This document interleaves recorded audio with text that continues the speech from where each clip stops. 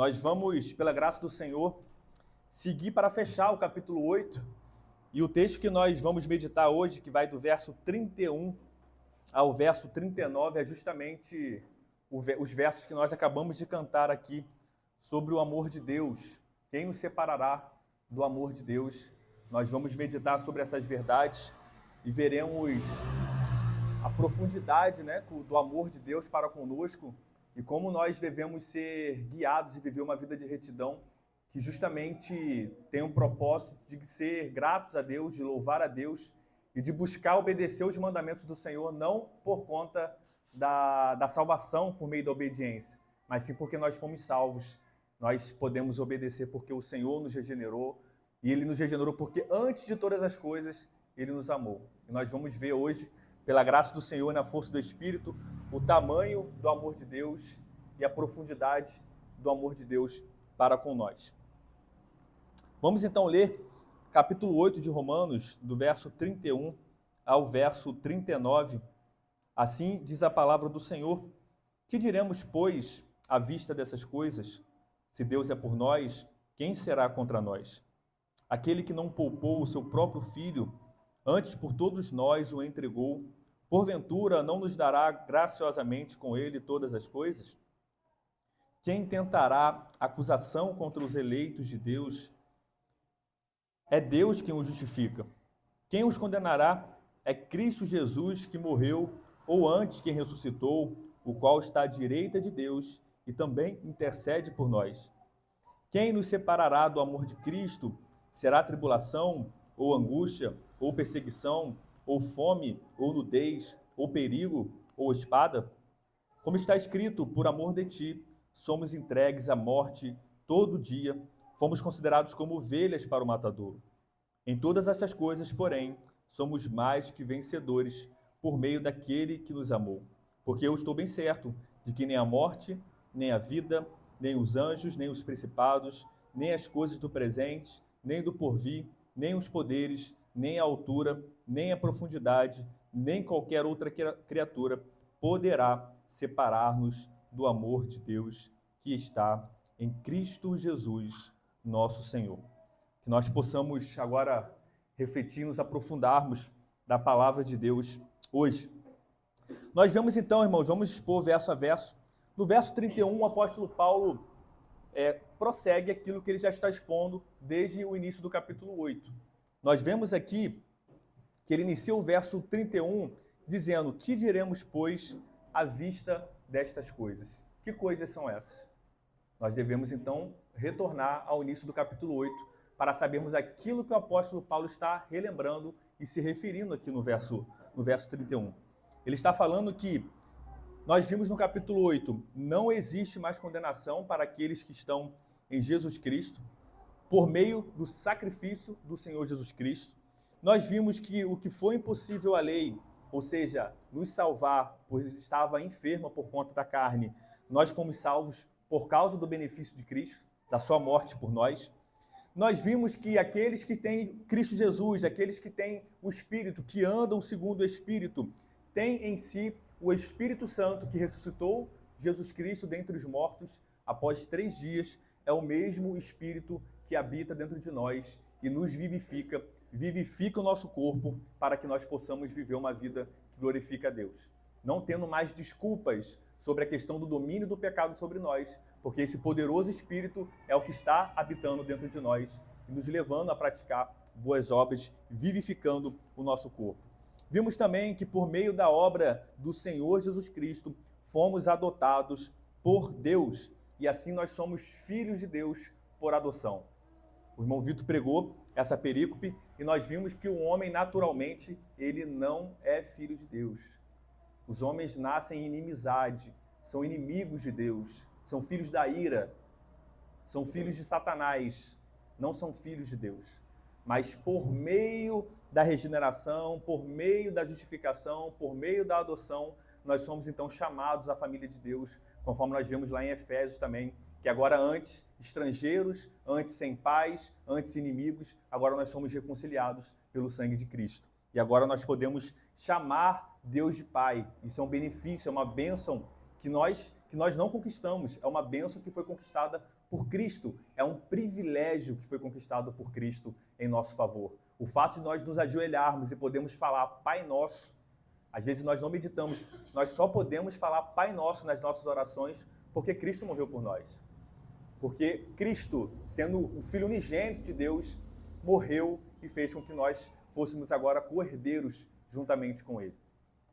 Nós vimos também que os sofrimentos do presente tempo, e aqui nós vimos a mais amplitude de sofrimentos na alma, sofrimentos no corpo, sofrimento físico, sofrimento não físico, qualquer tipo de sofrimento não há de se comparar com a glória que há de vir na manifestação dos filhos de Deus. Nós vimos então que haverá um grande dia, um dia onde os filhos de Deus, ou seja, os verdadeiros filhos de Deus, serão manifestados no dia da volta do Senhor Jesus Cristo, onde aqueles que estiverem mortos irão ressuscitar e irão julgar o mundo juntamente com Cristo. Nós vemos que não somente nós, que temos o Espírito, mas também toda a criação geme e anela uma ardente expectativa para que esse dia aconteça.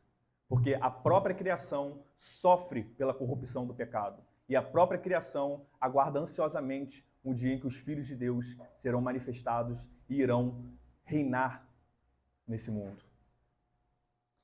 Nós vimos também que o Espírito Santo nos auxilia em nossas fraquezas, pois não sabemos orar como convém, mas nós vimos que o Espírito Santo intercede por nós com gemidos inexprimíveis. Ou seja, gemidos que nós não poderíamos exprimir, porque são gemidos que somente o Espírito, aquele que tem a mente de Deus, aquele que está unicamente com Deus, porque faz parte da Trindade, o triuno Deus, onde não há desassociação, onde não há separação, somente o Espírito pode fazer com que as nossas orações sejam ouvidas pelo Pai por conta do sacrifício de Cristo. Então nós vimos ali na oração a atividade trinitária. Nós oramos ao Pai por meio do Espírito que clama por nós, no nome de Cristo que morreu por nós.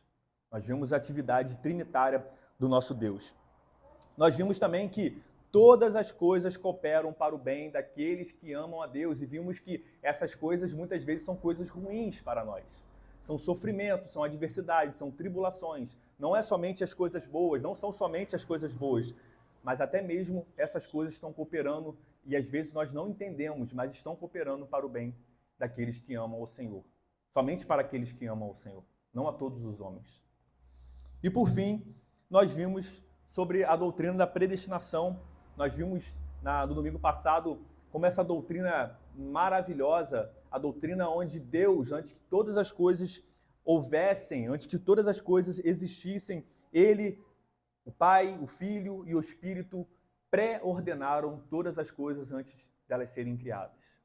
E nós vimos então que o mesmo Deus que predestinou, que nos predestinou, é o Deus que dentro do tempo, dentro do Cronos, Ele nos chamou, Ele nos justificou e Ele nos glorificou. E nós vemos que esse verbo no passado aponta para uma certeza que há de acontecer, porque nós ainda não estamos glorificados. Mas a sentença, a determinação do Senhor, o decreto dele é tão certo que isso acontecerá.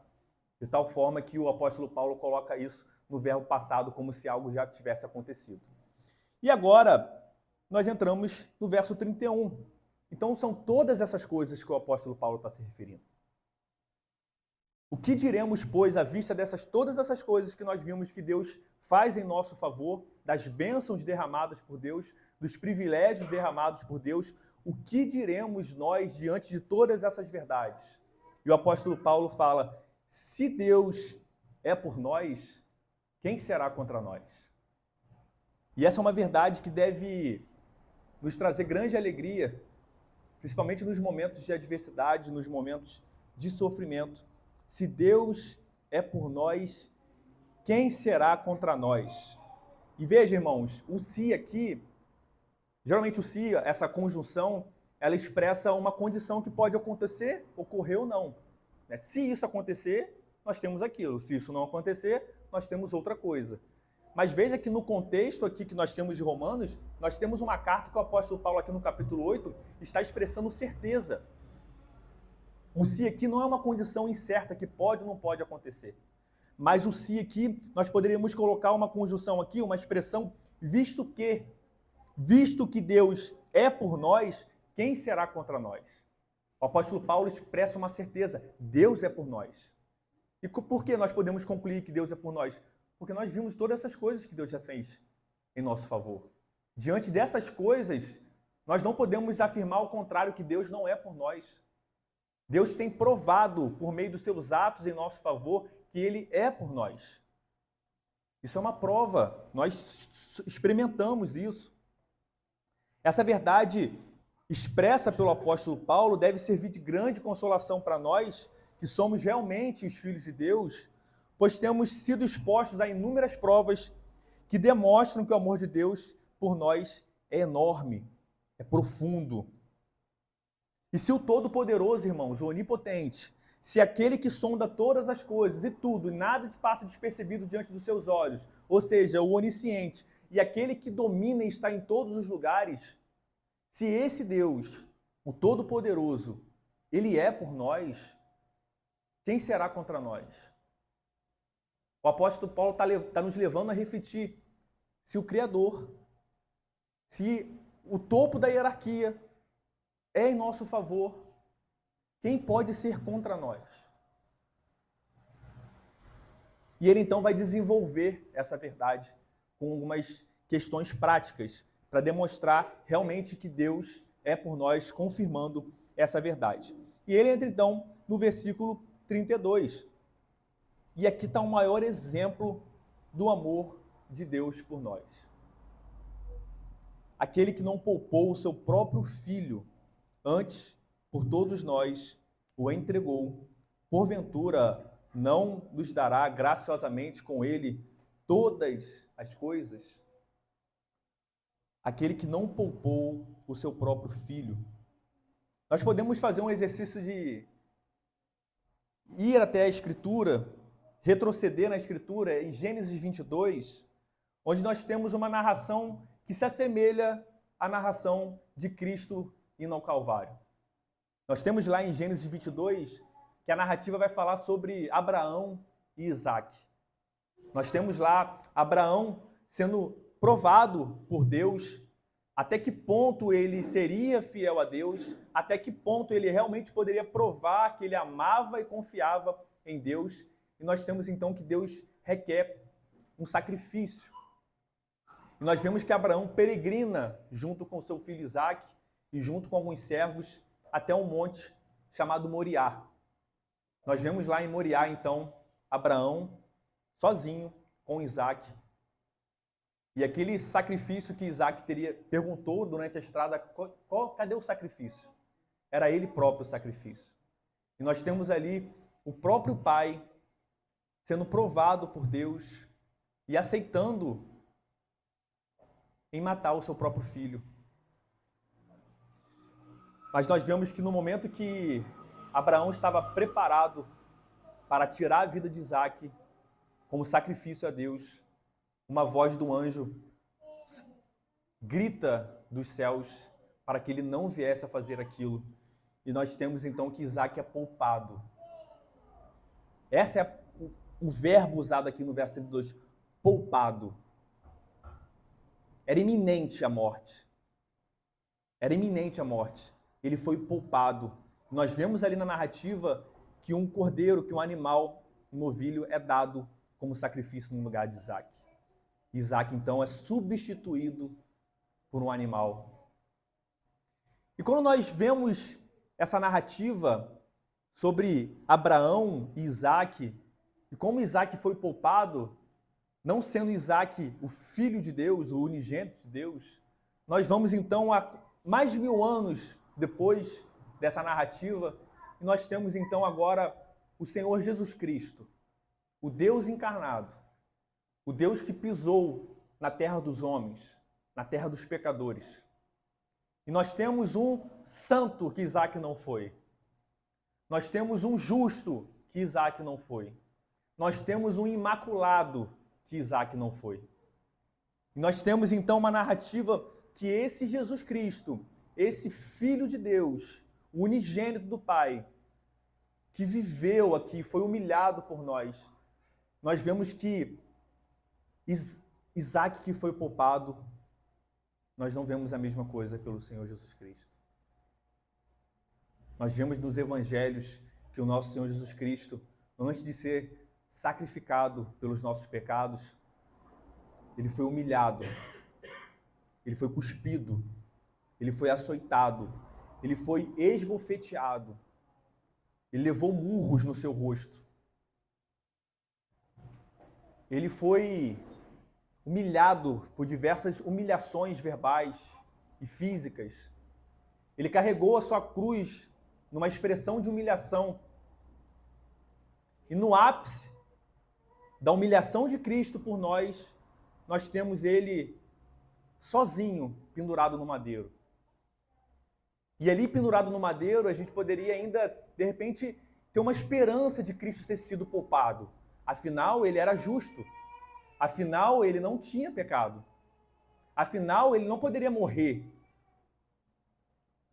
Mas o que nós vemos ali é que Deus não poupou o seu filho. Jesus Cristo morreu na cruz e fez maldição por nós. Sangrou em nosso favor. Quando nós lemos no verso 32 e vemos aqui esse verbo poupado, quando nós olhamos para a cruz, quando nós vamos ao Calvário, esse é o peso que o apóstolo Paulo está nos comunicando. Ele não poupou o seu próprio filho, mas ele nos poupou. Isso é o Evangelho. A gente estava conversando mais cedo, eu e Alex, estávamos conversando mais cedo porque às vezes nós somos criados na igreja e nesse momento que nós vamos crescendo, nós temos muitas vezes uma ideia de um Deus mau, uma ideia de um Deus que só tem leis, um Deus que somente proíbe, é um Deus proibitivo. É um Deus que só fala, não pode fazer isso, eu sou da igreja, não posso fazer aquilo, não posso fazer aquilo outro, eu sou jovem, não posso fazer aquilo outro, só tem não. Realmente a religião só serve para impor aos homens. Restringe a liberdade dos homens. E muitas vezes nós, filhos de crentes, dentro da igreja, tivemos em algum momento essa percepção de Deus. Um Deus carrancudo, um Deus que está sentado somente punindo os homens. Um Deus que se alegra na morte dos ímpios. E realmente, sem o Evangelho, é essa visão que nós vamos ter. O problema é que muitas vezes a gente se afasta do Evangelho para ir para o Antigo Testamento, para ir para a lei do Senhor que nós estamos sendo expostos pela manhã. Mas quando nós vamos para o Evangelho do Senhor Jesus Cristo, quando nós vamos para o Calvário, onde Cristo morreu, nós não podemos concluir que o nosso Deus é um Deus carrancudo que só está nos proibindo. Nós vimos aqui em Romanos capítulo 7 que o mandamento de Deus é santo, ele é justo e ele é bom. E nós conversamos que quando nós vamos em cada mandamento, nós vemos que a cada quebra do mandamento, nós sofremos. Quando nós queremos praticar atividade sexual fora do casamento, nós sofremos. E aí fora sofrem. E alguns cristãos estão sofrendo uma gravidez antes do casamento, mulheres solteiras com filhos, doenças sexualmente transmissíveis. Porque o mesmo Deus que diz que não farás, não adulterarás, é o mesmo Deus que fala para nós termos atividade dentro do matrimônio, dentro de um laço de amor e de compromisso. E isso é para o nosso bem, é para a glória dele e para o nosso bem.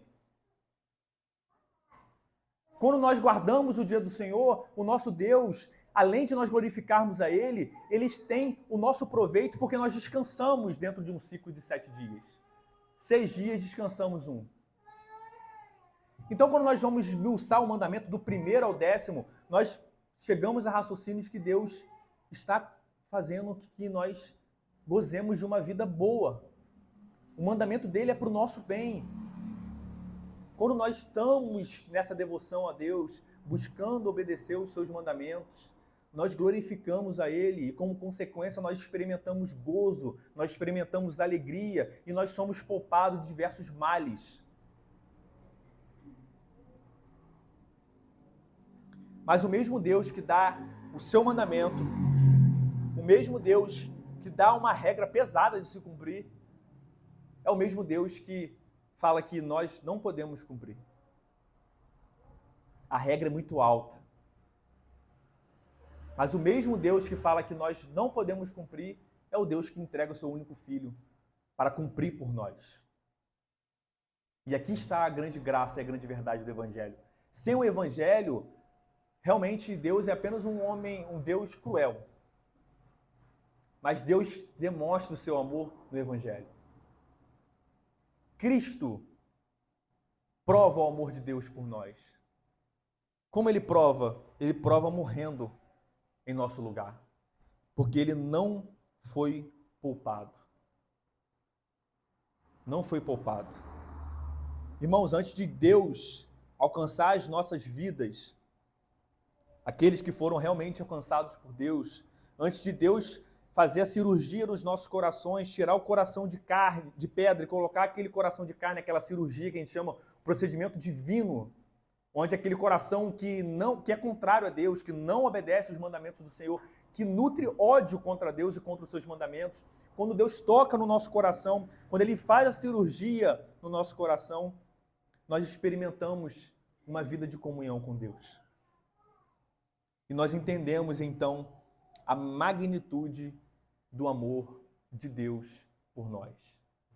O apóstolo Paulo poderia parar aqui. Esse é um exemplo maior, é o magno, é o excelso. Mas ele não para por aqui. O apóstolo Paulo, nós vimos isso, o apóstolo Paulo tem muito uma linguagem forense, uma linguagem de tribunal.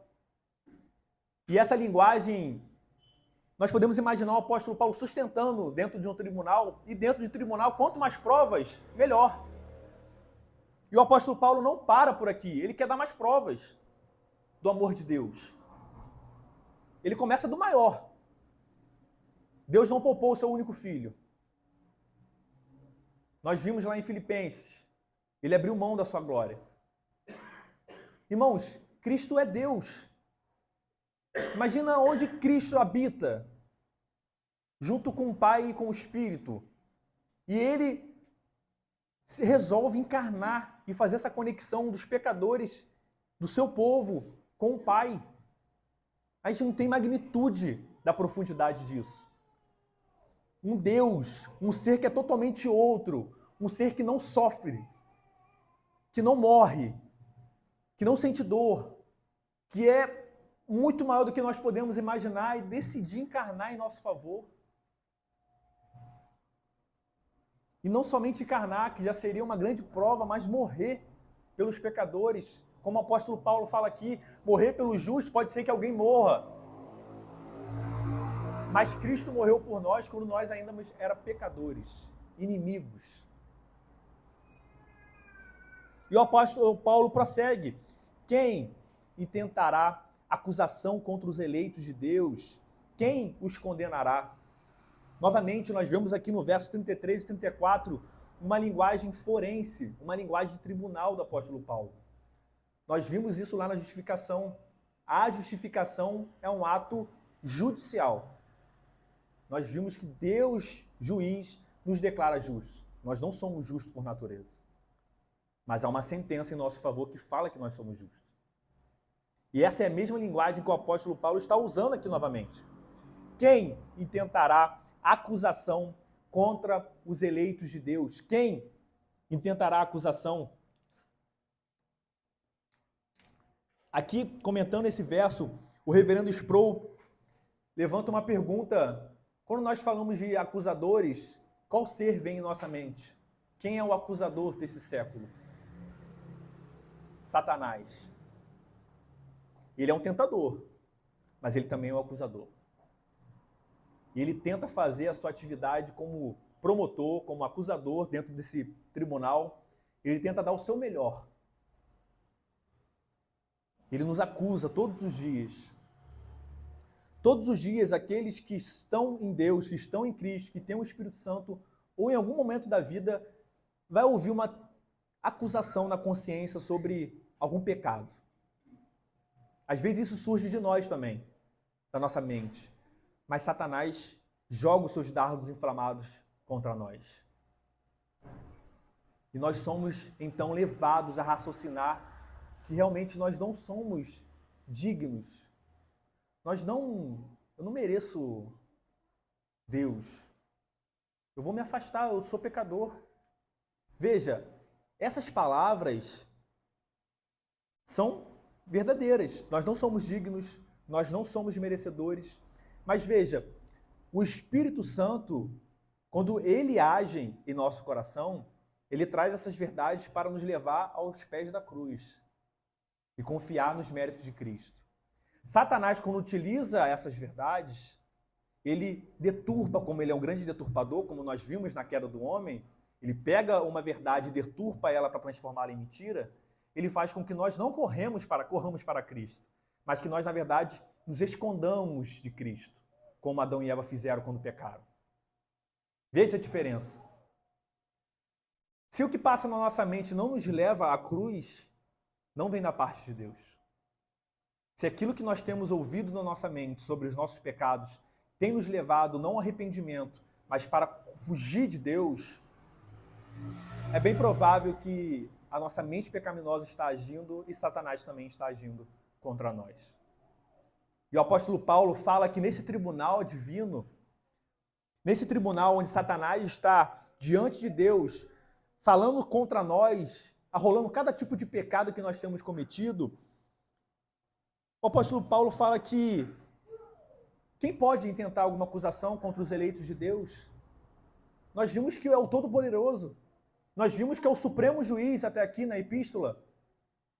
Quem poderá convencer o Supremo Juiz que já sentenciou os seus eleitos à salvação contra os pecados dele?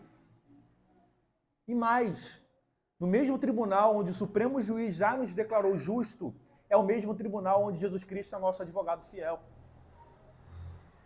Nós temos Deus a nosso favor. Nós temos o Pai, nós temos o Filho, e nós temos o Espírito Santo. Nós temos a Trindade em nosso favor. É Deus quem nos justifica, irmãos. Não há condenação. Nós vimos isso no início do capítulo 8. Não há mais nenhuma condenação para aqueles que estão em Cristo Jesus. E o apóstolo Paulo dá mais uma prova. Porque se Satanás intenta acusação contra os seus eleitos, mas é Deus quem justifica, o apóstolo Paulo fala, então, alguém acusa, se a acusação é acolhida, a consequência lógica é que aquela pessoa pode ser condenada. Mas o apóstolo Paulo prossegue, quem condenará se é Cristo quem morreu antes por eles? O amor de Deus, novamente, é provado por meio do sacrifício de Cristo. Novamente, nós vemos aqui o Senhor Jesus Cristo e o seu sacrifício sendo relembrado pelo apóstolo Paulo. E não somente o sacrifício feito por Cristo em nosso favor. Tá, Cristo morreu por nós. Nós fomos chamados, fomos regenerados, na regeneração a justificação, e nós estamos no processo de santificação até a glorificação do nosso corpo. Uma glorificação fatal, uma glorificação completa, plena. Se nós passamos por isso por meio do sacrifício de Cristo, que está no passado, dentro do tempo, e agora, nos nossos pecados? E aqui nós temos um papel que o apóstolo Paulo vai falar de Cristo como intercessor. Nós vemos os ofícios de Cristo. Cristo é rei.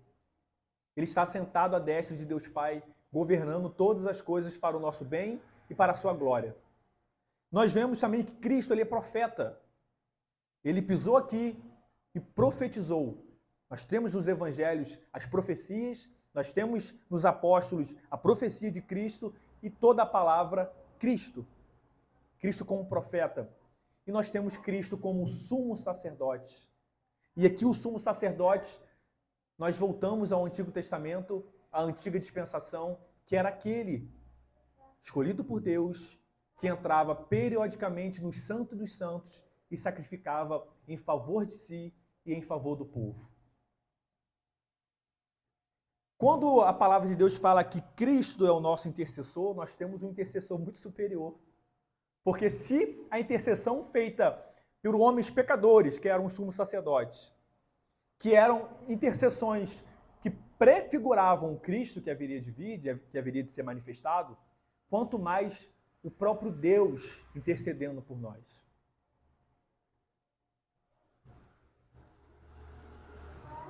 Cristo, irmãos, toda vez que nós pecamos, Ele está agora diante do Pai. E Ele está relembrando aos pais uma linguagem aqui para que nós possamos compreender melhor, porque Deus não pode se esquecer. Mas Cristo está relembrando ao Pai os seus atos de redenção em nosso favor. Toda vez que os filhos de Deus pecam, Cristo está diante do Pai falando: Pai, eu morri por eles. Eu sangrei por eles. Eu sofri por eles. Eu ressuscitei e ascendi aos céus por eles, para que eles fossem salvos.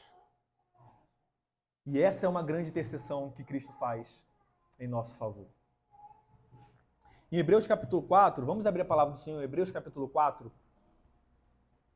Pode deixar marcado em Romanos.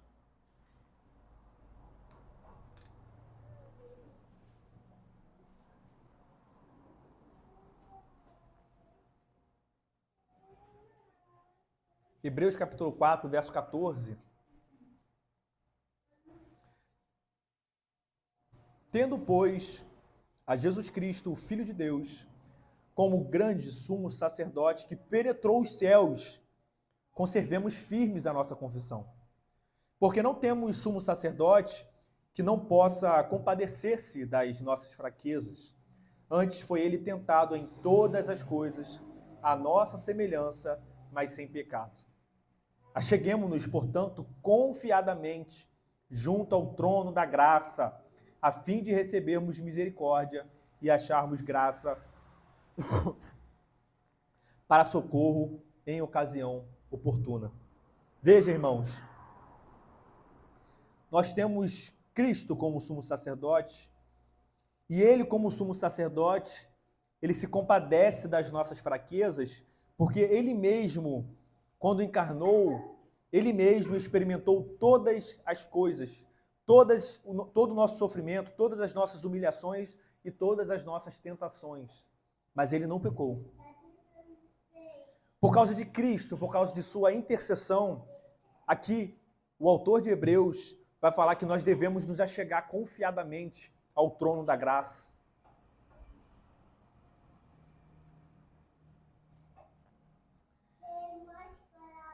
Será que nós temos chegado confiadamente ao trono da graça?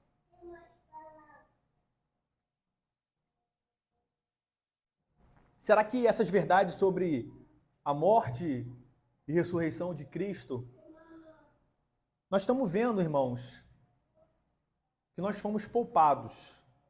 Nós estamos vendo que nós fomos poupados porque um inocente morreu por nós. E o que nós fazemos diante disso? Será que quando nós louvamos aqui esse hino que é a descrição fiel do texto, nós temos a magnitude daquilo que nós estamos cantando? Será que nós temos magnitude do que é ser poupado pela morte de Cristo? Porque às vezes parece que nós não temos.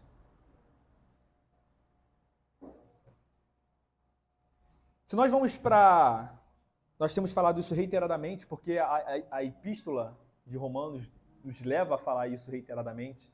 Porque o apóstolo Paulo, quando escreve a epístola aos Romanos, nós vemos um apóstolo cheio de graça, cheio do Espírito Santo, e que por meio das suas palavras escritas, tende a comunicar palavras inspiradas, verdades que envolvem a nossa salvação. Verdades que envolvem a nossa condição diante de Deus. E muitas vezes nós somos totalmente apáticos.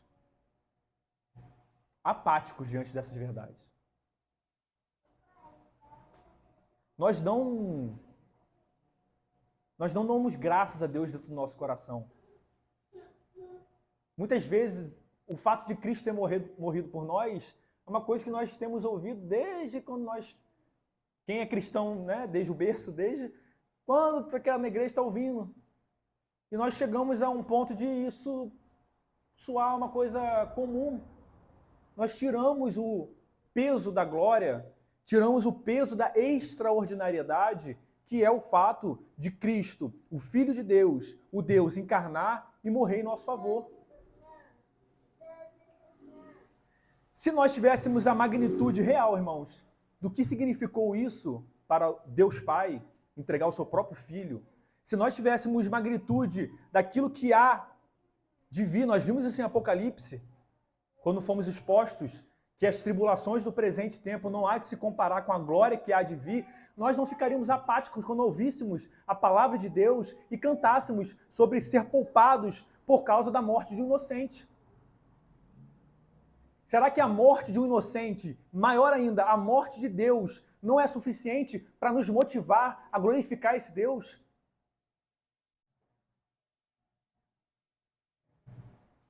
Porque se a gente para pensar naquilo que nós fazemos de segunda a sexta, nós fazemos motivados. Quando eu vou para o meu trabalho, quando eu vou para os processos, eu vou motivado.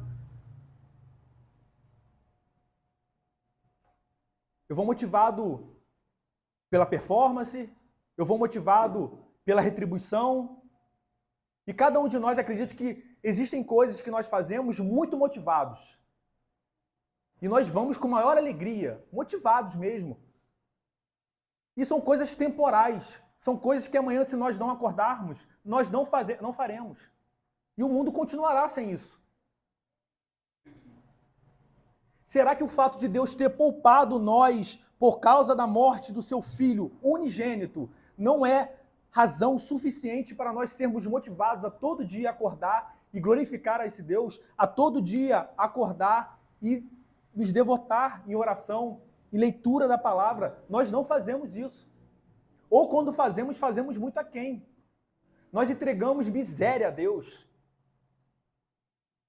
Nós entregamos migalhas a Deus.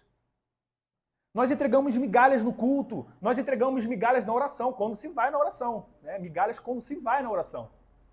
Nem essas migalhas nós estamos dando. E nós estamos sendo reiterados, porque nós temos a grande carta do apóstolo Paulo aos Romanos, inspirados pelo Espírito, que tem o propósito de nos levar a Cristo e nos glorificar ao Senhor Jesus, porque isso todo foi feito por nós. O que diremos nós diante de todas essas coisas? Ficaremos ainda apáticos? Ficaremos ainda como pessoas que estão sob efeitos de entorpecentes, que não estão discernindo as coisas?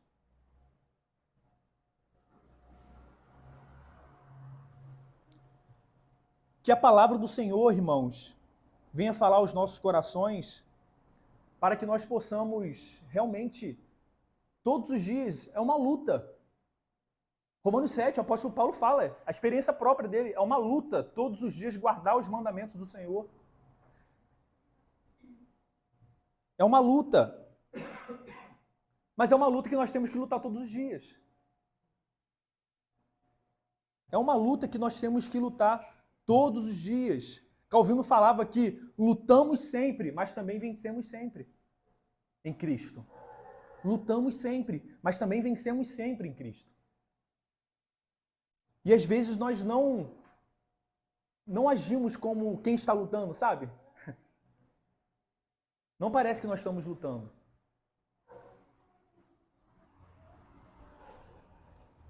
Todas essas verdades, Deus está tendo esse trabalho de inspirar o apóstolo Paulo, o Todo-Poderoso, que não depende de nós,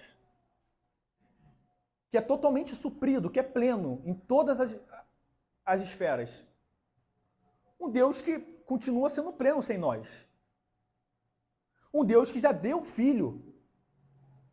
O filho dele foi pendurado no madeiro. E esse Deus que já entregou o seu filho, que já nos chamou, nós vimos, nós fomos predestinados, fomos chamados. É o mesmo Deus que está tendo um trabalho de nos provar o quanto Ele nos ama. O Deus Todo-Poderoso está argumentando por nós. Ele está falando a nós, olha como eu te amo. Olha como eu provo o meu amor por você. E quando nós vamos na predestinação, por que Deus nos amou? Esse é o grande questionamento. Não é porque alguns vão para o inferno, não é porque eu fui amado. Porque ele não revela isso a nós.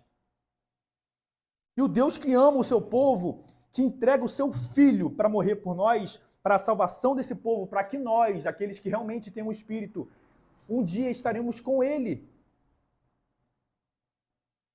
A palavra nos mostra isso, nós estaremos em paz com ele, irmãos.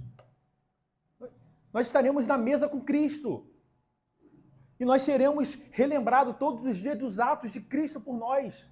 O que nós devemos relembrar aqui, nós iremos relembrar pela eternidade. Não há amnésia no céu. Nós vamos chegar lá, meu Deus, que estou salvo, por que não? Nós saberemos os atos de Cristo por nós. Os atos do Pai e do Filho e do Espírito Santo por nós. Nós saberemos o custo que foi para que nós pudéssemos estar sentados junto com Cristo, ceando com Ele.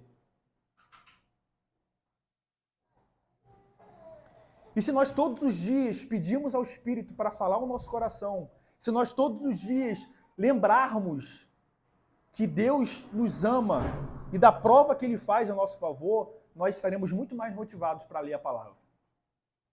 Nós estaremos muito mais motivados a estarmos na oração em comunhão com Deus, que nós queremos sentar à mesa junto com Ele na eternidade. Nós estaremos muito mais motivados a estarmos em comunhão com os irmãos, daqueles que, diferente às vezes da família de sangue, realmente estará conosco para a eternidade. Uma família que é superior à família de sangue. Nós temos invertido, nós temos bagunçado toda a ordem de Deus. Nós temos priorizado coisas que não é para priorizar. Numa hierarquia de coisas que nós temos para fazer, irmãos, nós não temos colocado Deus. Nós colocamos com a boca, mas na prática nós não colocamos Deus. Nós trabalhamos até 8 da noite todos os dias, até mais tarde alguns. Nós trabalhamos no sábado às vezes. Nós devotamos 6 dias, irmãos, só para nós. E às vezes o único dia que Deus requer integralmente, nem isso nós entregamos. Nós esquecemos todos os dias que nós fomos poupados. E o mais triste é que amanhã, na segunda-feira, nós esqueceremos de novo. O mais triste é que no próximo domingo, o próximo sermão, nós seremos relembrados e na terça-feira nós estaremos ausentes de novo na oração. Mas amém. É Deus que está nos exortando. E cada um de nós vai prestar conta a Deus, como nós temos agido diante desse ato de amor dele por nós. O propósito, irmãos, da palavra do Senhor é nos levar ao arrependimento. O propósito da palavra do Senhor é nos levar em novidade de vida, porque o arrependimento ele vem acompanhado de novidade. O arrependimento vem acompanhado de mudança. Se nós nos arrependemos, nós tomamos uma decisão na força do Espírito de fazer diferente no dia seguinte.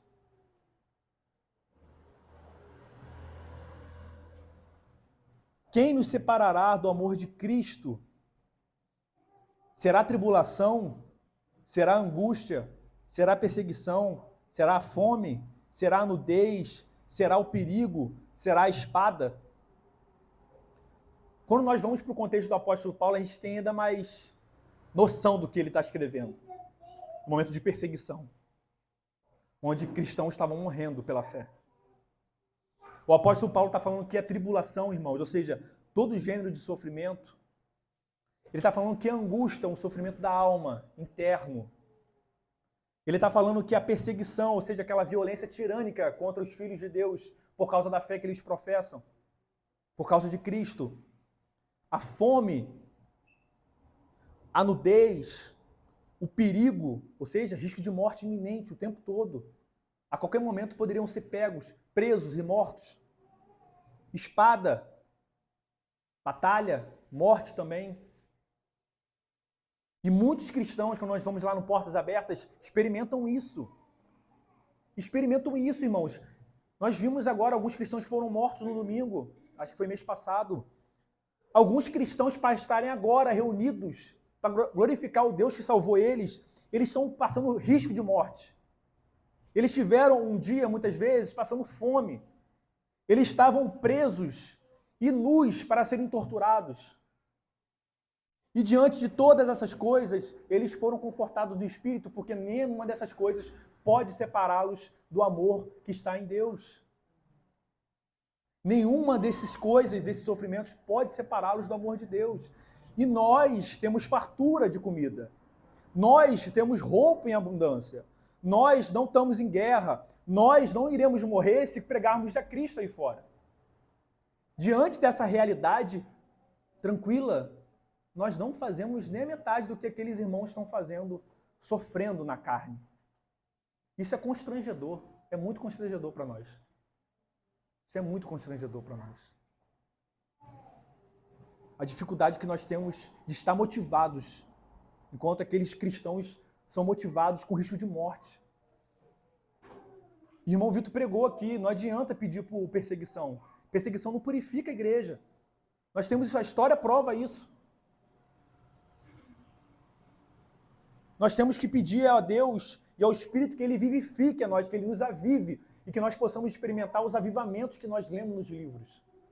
Os avivamentos dos puritanos, os avivamentos que mudaram as normas, que mudaram a esfera pública. Nós não devemos nos conformar com o presente século e nós não devemos nos conformar com os nossos atos.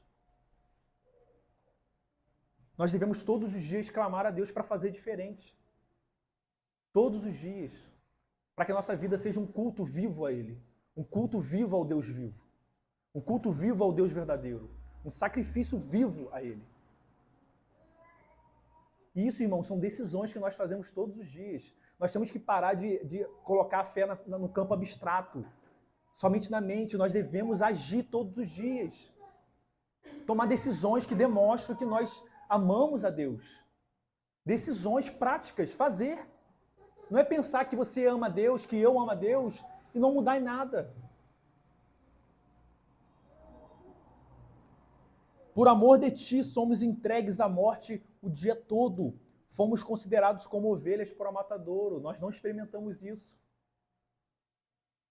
Cristãos estão experimentando. Cristãos da época que o apóstolo Paulo escreveu os Romanos estavam experimentando.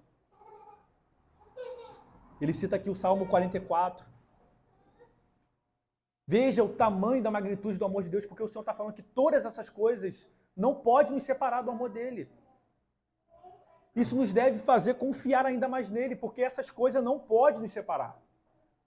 Muitas vezes nós somos encontrados angustiados. Muitas vezes nós somos assolados na nossa alma. E isso leva à ideia de que nós não estamos motivados. Mas que a palavra de hoje, vinda da parte de Deus, porque é o que está na palavra de Deus, seja algo para inundar o nosso espírito, inundar a nossa alma e fazer com que os nossos membros expressem a alegria que jorra da fé que vem de Cristo. Que nós possamos pedir a Deus auxílio para que nós não venhamos a ficar prostrados, mas que nós venhamos realmente a experimentar a paz, o amor e a força que vem dele. Em todas essas coisas, porém, somos mais que vencedores por meio daquele que nos amou.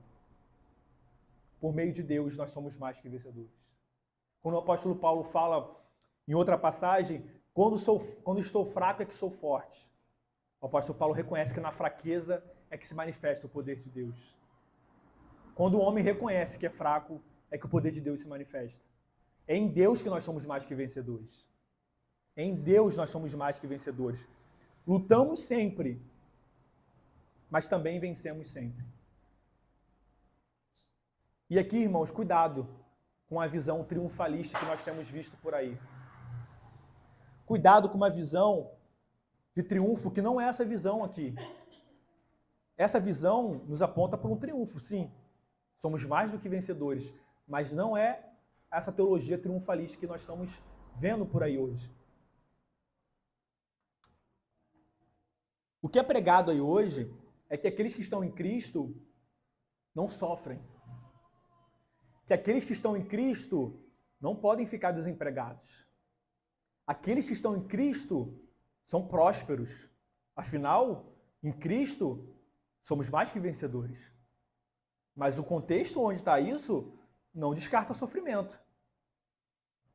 É em meio ao sofrimento nós somos mais que vencedores. Em meio ao sofrimento nós somos mais que vencedores. É na força do Senhor que nós somos mais que vencedores.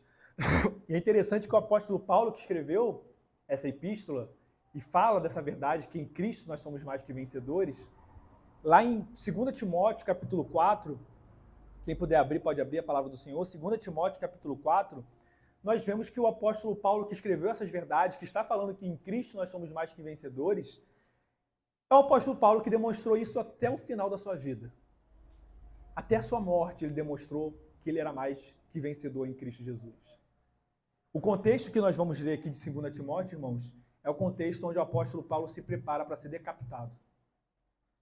O apóstolo Paulo já sabe que ele irá morrer por Cristo. O apóstolo Paulo já sabe que ele será decapitado. Isso deveria ser uma razão mais que suficiente para prostrá-lo, porque ele vai morrer e morrer injustamente aos olhos dos homens, como um criminoso. E veja, uma visão bíblica de triunfo. Essa é a visão bíblica do triunfo. Quanto a mim, verso 6, estou sendo já oferecido como libação. Libação como um líquido que é oferecido a Deus, como um momento de ato de adoração a Deus, de devoção a Deus. E o tempo da minha partida é chegado. Olha a visão triunfalista do apóstolo Paulo. Ele não se prostra, ele fala: combati o bom combate, completei a carreira, guardei a fé. Já agora a coroa da justiça me está guardada, a qual o Senhor, reto juiz, me dará naquele dia. E não somente a mim, mas também a todos quantos amam a sua vida. Esse é o triunfo. Essa é a visão triunfalista bíblica. É uma visão que, diante de uma decapitação, afirma que combati o bom combate. Completei a carreira, guardei a fé. Que o nosso Senhor, irmãos, nos ajude, ao final das nossas vidas, podemos olhar para trás e afirmar a mesma coisa que o apóstolo Paulo afirmou. Senhor, combati o bom combate, completei a carreira e guardei a fé. Isso é feito a partir de agora. O apóstolo Paulo viveu e no ato final da sua vida, ele olhou para trás, tudo que Deus, na sua força, o fez fazer em prol do evangelho, e ele então pode afirmar que ele combateu o bom combate. Completei a carreira. Ou seja, o percurso que Deus colocou diante dele, ele conseguiu completar como um grande atleta. Sempre falando na força do Senhor. Guardei a fé. Que nós possamos olhar para o nosso futuro, nossa velhice, se é que nós chegaremos lá, nós não temos o controle, que nós não venhamos a ansiar os nossos patrimônios. Poxa, quando tiver meus 70, meus 80 anos, espero ter casa, espero ter uma aposentadoria para ficar tranquilo. Mas que o nosso maior objetivo na força do Senhor é poder afirmar as mesmas palavras que o apóstolo Paulo na velhice, prestes a morrer. Combati o bom combate, completei a carreira, guardei a fé. E o apóstolo Paulo prossegue. Ele experimentou a morte por decapitação. Porque eu estou bem certo de que nem a morte, nem a vida, nem os anjos, nem os principados, nem as coisas do presente, nem do porvir, nem os poderes, nem a altura, nem a profundidade, nem qualquer outra criatura poderá separar-nos do amor de Deus que está em quem? Está em Cristo Jesus. Não está em nós, nós somos amados por causa de Cristo. Se não fosse Cristo, nós não seríamos amados, né? Deus nos amou, deu Cristo, mas tudo isso antes do tempo. Veja que o apóstolo Paulo utiliza de várias questões. Ele fala de morte e vida. E ele falou isso lá. Viver é Cristo. Morrer, lucro. Nem os anjos, nem os principados, ou seja, nem as forças celestiais, nem os anjos de Deus, nem os demônios podem nos separar.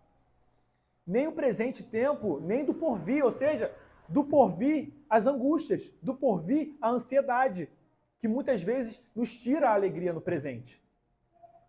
Nós nos preocupamos naquilo que há de vir ainda. Nem mesmo essas coisas podem nos separar. Nem as coisas que serão manifestas ainda poderá nos separar. Nem a altura, nem a profundidade. O apóstolo Paulo está olhando para todo o ambiente. Nem a altura, nem profundidade. Nem as coisas do presente, nem qualquer outra criatura. O apóstolo Paulo parte da ideia que existem outras criaturas que nós não conhecemos. E se existe, nem elas podem nos separar do amor de Deus. Veja, irmãos, essa verdade dos versos 38 e 39 é uma verdade que nos deve levar a Cristo, que nos deve levar a Deus e que nos deve fazer repousar as nossas dores, as nossas ansiedades, as nossas angústias aos pés da cruz, porque nada pode separar do amor de Deus. Deus já decretou, Ele nos ama. Ele decretou que Ele quer o seu povo unido a Ele. Ele decretou e deu o seu Filho para morrer por nós, para que nós, dentro do momento oportuno, estivéssemos sentados à mesa com Ele. Veja, o ato é de Deus. Não há espaço para mérito humano. Não há espaço para perda da salvação. Não há espaço aqui, irmãos, para crer que em algum momento nós podemos perder o amor de Deus. Aqueles que estão realmente em Cristo. Nada pode nos separar do amor de Deus que está em Cristo Jesus. E caminhando para o final, irmãos, para algumas aplicações, que nós possamos, diante daquilo que foi exposto, que nós realmente possamos pedir ao Senhor que Ele nos ajude a vivermos uma vida de gratidão a Ele. Uma vida prática, uma vida que é vivida mesmo, que expressa essa gratidão a Ele. Que possamos pedir a Ele que nós realmente sejamos sacrifícios vivos. Que Ele realmente possa encher o nosso coração. Nós sempre relembramos aqui, quando nós falamos disso, aqueles que experimentaram o amor de Cristo na conversão, o amor de Deus na conversão, aquele ato que cada um de nós tivemos uma experiência única, quando nós temos o exercício de relembrar isso, nós éramos tão motivados naquele primeiro amor, nós fazíamos loucuras por Deus. Nós estávamos dispostos a qualquer coisa por Deus, pelo Deus que nos salvou. Em algum momento na caminhada nós esfriamos. Em algum momento na caminhada nós ligamos o automático. Em algum momento da caminhada nós esquecemos aquilo que experimentamos, daquele consolo que só o Espírito dá quando nós choramos no ato da conversão. Nós possamos relembrar os atos onde nós temos lembranças. Ainda hoje nós já temos lembranças que provam o amor de Deus por nós. Nós temos lembranças daquele consolo no momento de sofrimento, no momento de luto. Nós temos lembranças daqueles momentos de angústia, que nós fomos consolados de maneira que nós nem sabemos explicar, mas passamos por aquilo, nós superamos aquilo. Deus tem dado boas dádivas a nós. Que isso possa ser motivos que cooperam, não um motivo superior, que é o Filho dele sendo dado por nós, mas que cooperam a nós relembrarmos os atos dele em nosso favor. E se há entre nós alguém que ainda não experimentou o amor de Deus, porque infelizmente, irmãos, nós não podemos pressupor que todos os que estão aqui de corpo realmente experimentaram do amor de Cristo. Mas se existe entre nós alguém que não experimentou, saiba que somente em Cristo, somente reconhecendo Cristo no coração como o único Senhor, vivendo uma vida que guarda os seus mandamentos, porque é uma vida que expressa o amor a esse Cristo que morreu por nós. Somente afirmando isso, confessando com a boca e reconhecendo no nosso coração que Cristo é Senhor, que Cristo é Salvador, nós podemos experimentar aquilo que nós vimos aqui hoje. Que seja hoje um momento que o Senhor possa estar falando ao coração daqueles que não estão em Cristo Jesus, constrangendo e trazendo aquela paz que excede todo entendimento e levando ao arrependimento e à novidade de vida que andam juntos. Arrependimento e mudança de vida. Amém? Vamos orar ao Senhor. Senhor, te agradecemos